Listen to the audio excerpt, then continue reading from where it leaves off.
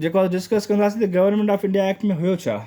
ठीकु, हाणे government of India act जेको हुयो उहो 14 पार्ट्स ते मुश्तमिल हो। उन जा पार्ट्स जेको आहे घणा हुया, 14 पार्ट्स हुया ऐं 10 उन में शेड्यूल हुया।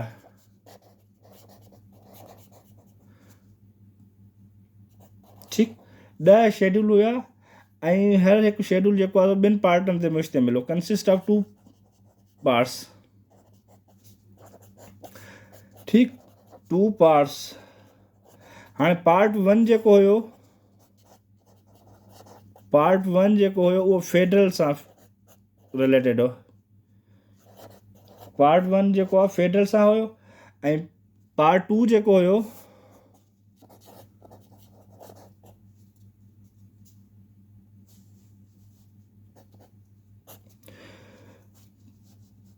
जेको आहे सो फेडरल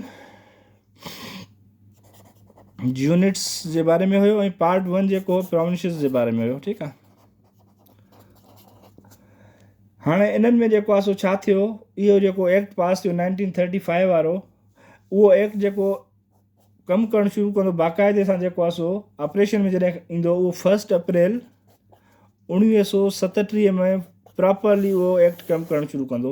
ऐं इन एक्ट तहत ई पहिरियों दफ़ो जेको आहे सो 1937 में जेको आहे सो इलेक्शन थींदी आहे 1935 एक्ट जे तहत। ठीकु,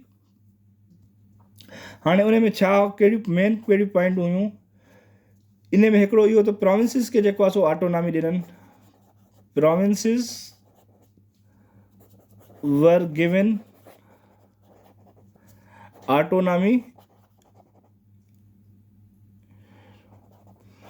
autonomy along with authority of legislation।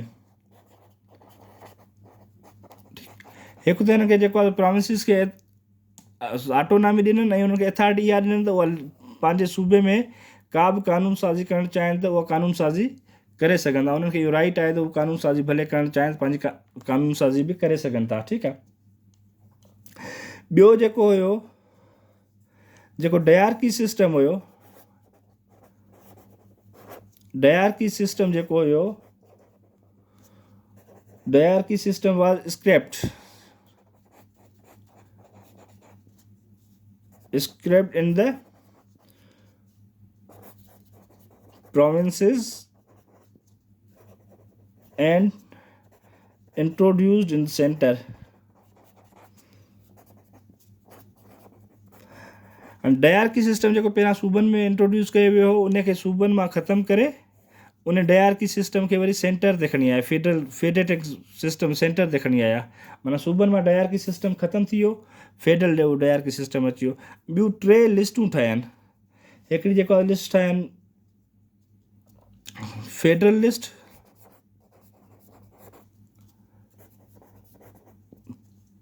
List, provincial list, federal list, provincial list, and third one was concurrent list।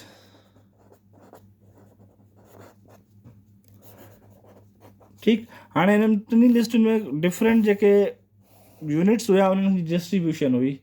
त बस फेडरल लिस्ट में कहिड़ा जेको सब्जेक्ट्स हूंदा, प्रोविंशियल लिस्ट में कहिड़ा सब्जेक्ट्स हूंदा ऐं जेको आहे सो कंकरेंट लिस्ट में कहिड़ा सब्जेक्ट हूंदा। जीअं सपोज़ फेडरल में जेको आहे सो प्रोविंसिस जेके बि हुया उहे रिपोर्टिंग जेको आहे सो सेंटर खे कंदा ऐं प्रोविंसिस जा मैटर जेके हूंदा, प्रोविंसिस जो इंफ्रास्ट्रक्चर थी वियो, प्रोविंसिस जो लॉ कानून साज़ी थी वई या जेके बि शयूं थी वियूं उन्हनि खे जेको आहे प्रोविंशियल लिस्ट शो कंदी ऐं कंकरेंट लिस्ट में उहे सभु शयूं जेको आहे सो रखियूं वयूं जिन ते जेको आहे सो प्रोविंस ऐं उन्हनि जी जेको आहे सो फेडरल जी कंसेंसस वग़ैरह न थींदी, उन्हनि खे डिस्कस करण लाइ जेको आहे सो कंकरेंट लिस्ट बि हिकिड़ी ठाहिनि। ठीकु आहे, जेका प्रोविंस लेजिस्लेचर हुई उनखे जेको आहे सो पावर हुया लेजिस्लेशन जा प्रोविंस ताईं। ठीकु, जेका सूबाई हुकूमत हुई, सूबा ॾिननि, जेका सूबनि जी कंकरेंट लिस्ट जेका ॿिन्ही खे डील कंदी। जेका कंकरेंट लिस्ट हुई, कंकरेंट लिस्ट में छा हुयो, सूबनि खे जेको आहे सो अख्तियार ॾिनो वियो लेजिस्लेशन जो, त तव्हां लेजिस्लेशन जेको आहे सो पंहिंजी कानून साज़ी पंहिंजे हिसाब सां करे सघो था। ठीकु, ऐं ॿियो हिन में कहिड़ी पॉइंट हुई जेको प्रोविंशियल एग्जेक्टिव हुई, प्रोविंशियल स्पेलिंग यार थोरो इग्नोर कजो। प्रोविंशियल एग्जेक्टिव जेका हुई वाज हैंडेड ओवर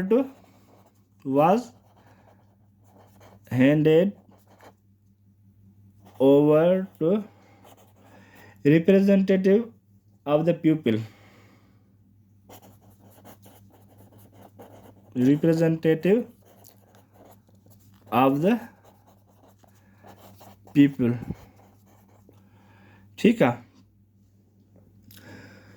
हाणे जेके प्रोविंशियल जी जेका एग्जेक्टिव या मसइला मसाइल हुआ उहे जेको आहे सो रिप्रेज़ेंटेटिव माण्हुनि जे हवाले कनि। रिप्रेज़ेंटेटिव माण्हू उहे माण्हू जेके इलेक्ट थी ईंदा, जीअं अॼुकल्ह पंहिंजा MNAs आहिनि ऐं MPAs आहिनि, ठीकु आहे। ऐं पर हिकिड़ी ॻाल्हि हुन में इहा रखी वई त जेके उहे रिप्रेज़ेंटेटिव हूंदा उहे अकाउंटेबल हूंदा, प्रोविंशियल लेजिस्लेचर जे साम्हूं अकाउंटेबल हूंदा। जेकॾहिं के उन्हनि खां का शइ मिस्टेक थिए थी, का ग़लती थी थिए, का मसइला मसाइल आहिनि, त जेको आहे सो उहे अकाउंटेबल आहिनि किथे, प्रोविंशियल लेजिस्लेचर में। प्रोविंशियल लेजिस्लेचर में उहे अकाउंटेबल हूंदा, ठीकु थी वियो। ऐं ॿियो छा थियो हिन में, गवर्नमेंट ऑफ इंडिया एक्ट में जेको आहे सो country was divided into 11 provinces. Country was divided into 11 provinces. हाणे छा थियो, जेको मुल्क हुयो या इंडिया हुयो या सब कॉन्टिनेंट हुयो, उनखे 11 डिफरेंट सूबनि में जेको आहे सो तक़सीम करे छॾनि, ठीकु। हाणे मेन घणो डिटेल में असां नथा वञूं, बसि मेन शयूं तव्हां इहो सम्झी वियो त जेका गवर्नमेंट ऑफ इंडिया एक्ट हुयो, उन्हनि छा थियो, जेके राउंड टेबल कॉन्फ्रेंसूं फेल थियूं, ठीकु। उन राउंड टेबल कॉन्फ्रेंस जो हिकिड़ो कंक्लूजन उन्हनि ब्रिटिश गवर्नमेंट हिकिड़ो छापियो वाइट पेपर जे नाले सां, ठीकु आहे। वाइट पेपर जे नाले सां उहो वाइट पेपर जेको आहे सो ब्रिटिश असेंबली में पेश कयो, डिस्कस करण लाइ, उन जे बारे में लेजिस्लेशन करण लाइ, ठीकु। त उहो वाइट पेपर जेको आहे 1934 में पब्लिश थियो। उहो जॾहिं वाइट पेपर पब्लिश थियो त फाइनल कंसेंट आहे जेको आहे रॉयल कैबिनेट में वियो, बादशाह ॾे वियो, छो जो हुते बादशाह इंग्लैंड में बादशाह त हुई, मुनार्क हुई, ठीकु आहे।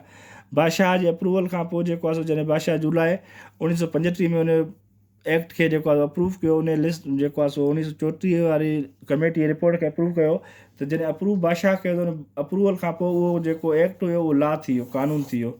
ऐं कानून थी वियो त उन कानून खे जेको नालो ॾिननि गवर्नमेंट ऑफ इंडिया एक्ट 1935 ॾिननि, गवर्नमेंट ऑफ इंडिया एक्ट 1935। हाणे उन एक्ट में छा हुयो, उहो एक्ट जेको आहे सो 14 पार्टनि ते मुश्तमिल हुयो। डिटेल घणी में नथा वञूं, ठीकु आहे। तव्हांखे सिर्फ़ु हिकिड़ो कॉन्सेप्ट क्लियर थिए त भाई ही शयूं हुयूं, त जीअं तव्हां MCQs करे सघो। पंहिंजो 10 शेड्यूल हुया, उन में 3 लिस्टूं इंट्रोड्यूस करायूं, हिकिड़ी फेडरल लिस्ट, कंकरेंट लिस्ट ऐं प्रोविंशियल लिस्ट, ठीकु आहे। हर लिस्ट जेको फेडरल लिस्ट हुई उहा जेको आहे सो तव्हांजी कानून साज़ी खे ॾिसंदी, तव्हांजी सिक्योरिटीअ खे ॾिसंदी, तव्हांजी फाइनेंस खे ॾिसंदी। अहिड़ी तरह जेको आहे सो कंकरेंट लिस्ट जेके प्रोविंसिस जा मसइला हुआ प्रोविंशियल लिस्ट में रखिया विया। कंकरेंट लिस्ट में जेको आहे सो कंबाइंड मसइला रखिया हुआ, जिन ते कंसेंसस न थींदो, जिन ते घणी डिस्कशन या डिबेट करणी हूंदी हुई, उहे, ठीकु आहे। ऐं ॿियो जेको आहे डायरकी सिस्टम सूबनि मां ख़तमु करे सेंटर में हुननि इंट्रोड्यूस करायो। ऐं प्रोविंशियल ऑटोनॉमी में हुनखे अथॉरिटी बि ॾिननि त भाउ जेको पंहिंजी लेजिस्लेशन पाण कयो कनि, सूबो डिवाइड करे छॾनि 11 हुननि में, ठीकु आहे। ऐं जेको प्रोविंशियल एग्जेक्टिव हुई उहा जेको आहे सो माण्हुनि जे हथ में पावर ॾियनि, जेके माण्हुनि खे उन्हनि खे सिलेक्ट कंदा। इहा हुई तव्हांजी गवर्नमेंट ऑफ इंडिया एक्ट। हाणे government of India act recommendation अचण खां पोइ उनखे जेको आहे मुस्लिम लीग बि फेल कयो, ऐं जेको आहे सो कांग्रेस में हिनखे एक्सेप्ट न कयो, छो जो उन में जेको आहे सो हिकु त दयारकी जेका सूबनि में फेल हुई पहिरियां, उहा वरी साॻी सेंटर में खणी आया, जंहिंजी हुनखे का गारंटी कोन हुई त अॻिते कमु सही करे सघंदी या न करे सघंदी, ठीकु आहे। अहिड़े काफ़ी शयूं जेके अनएक्सेप्टेबल हुयूं। ऐं गवर्नमेंट ऑफ इंडिया जे तहत पहिरियों दफ़ो जेको आहे 1937 में इलेक्शन थींदियूं आहिनि, जंहिंमें कांग्रेस मेजॉरिटी सां ईंदी आहे। उहो वरी नेक्स्ट क्लास में पढ़ूं था। ऐं तव्हांजी टेस्ट जेको आहे सो मार्च 15 ताईं एक्सपेक्टेड आहे। ओसिताईं तव्हां हाणे थोरो पंहिंजो कमु जेको आहे घणो घणो पटींदा हलो, रिवाइज़ कंदा हलो, ऐं काफ़ी शयूं अथव, कोर्स काफ़ी अथव, उनखे पढ़ंदा हलो। EDS ते फोकस कयो, पाकिस्तान अफेयर ते फोकस कयो, साइंस ते, करंट अफेयर खे ॾिसंदा हलो, अंग्रेज़ीअ खे ॾिसो, एनालॉजीअ खे ॾिसो। ऐं इनशाला अलाह सां खैर कंदो, तव्हां टाइम घणो अथव, ओसिताईं कमु तव्हां घणो करे सघो था जेकॾहिं महिनत कंदव त। अदरवाइज़ त जेको आहे सो लेक्चर ॿुधी रखी साइड ते किताब, कुझु बि थी सघे थो, ठीकु आहे। बाक़ी अलाह साईं ख़ैरु कंदो इनशाला, तव्हां परफॉर्म भलो कंदो, wish U best of luck. Thank U.